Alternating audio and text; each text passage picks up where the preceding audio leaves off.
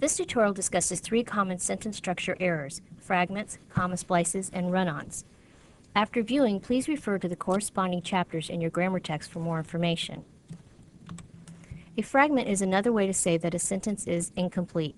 It may be punctuated like a sentence, an independent clause, but it is not really a sentence. An independent clause is another way to say a complete sentence. It must include a subject, a verb, and also be a complete thought.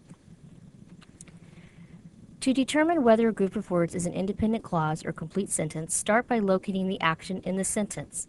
This is the verb. Then determine who or what is doing the action. This will be the subject. For example, Bob threw his grammar book against the wall. Threw is the action, so it is the verb. Bob is doing the action, so he is the subject.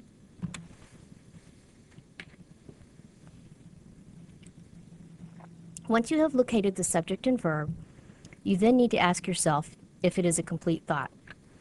One quick way to do this is to ask yourself, if I walked up to someone and said this, would it make any sense, or does there seem to be something missing? Here's another example. Until I went home. Went is the action, so it's the verb. I is doing the action, so that is the subject. However, if I walked up to someone and said, until I went home, it would not make any sense. Therefore, it is not a complete sentence and is a fragment. Once you locate a fragment, then you need to repair or fix it. There are 2 ways to do this. First, you can attach the fragment to the sentence before or after, depending on the context, what the meaning is in the sentence. Or another way to do this is that you can turn the fragment into a sentence. Here's an example of how to attach a fragment to another sentence. On that morning, I sat in my usual spot, on the wooden stool in the corner. On the wooden stool in the corner is a fragment. We can connect them and make a sentence. On that morning, I sat in my usual spot on the wooden stool in the corner. Here are some other examples of how you can turn a fragment into a complete sentence by making some changes to the fragment.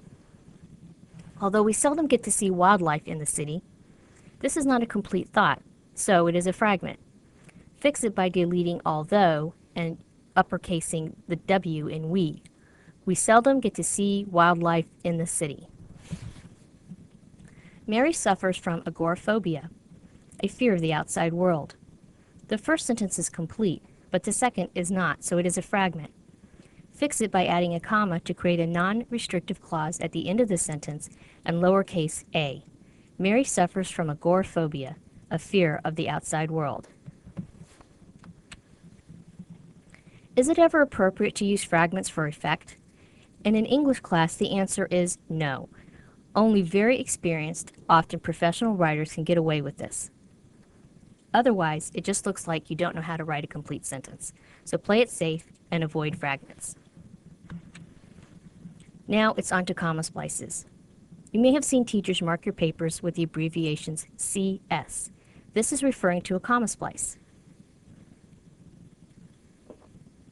Sometimes these are also referred to as fused sentences. Comma splices occur when 2 complete sentences are joined with a comma. This is not correct. Periods, question marks, and exclamation marks come after a complete sentence. Sometimes semicolons and colons do as well, but it is never correct to put a comma in between 2 independent clauses. Luckily, comma splices are pretty easy to find if you are checking on your commas for accuracy.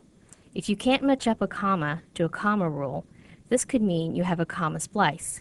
Check to see if there are 2 subjects and 2 verbs. For example, the car was damaged, comma, the frame was twisted. Car and frame are subjects. Was damaged and was twisted are verb phrases. This is a comma splice and should be punctuated as 2 complete sentences.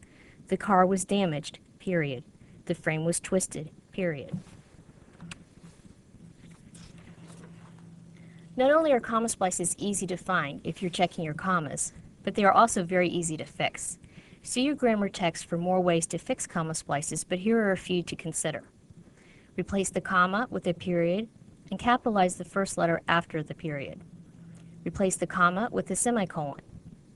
Add a conjunction like and or but, part of the fanboys, after the comma. Finally, we have run-on sentences. You may have seen the abbreviation RO used to indicate run-on in your writing. A run-on is the same as a comma splice. It's just that without the comma separating the two sentences, it might be a little bit difficult to find it. Instead, one sentence runs into another, so they can be a little tricky to locate. The comma will tip you off normally in a comma splice, but with a run-on, you don't have the comma to check. Here's an example.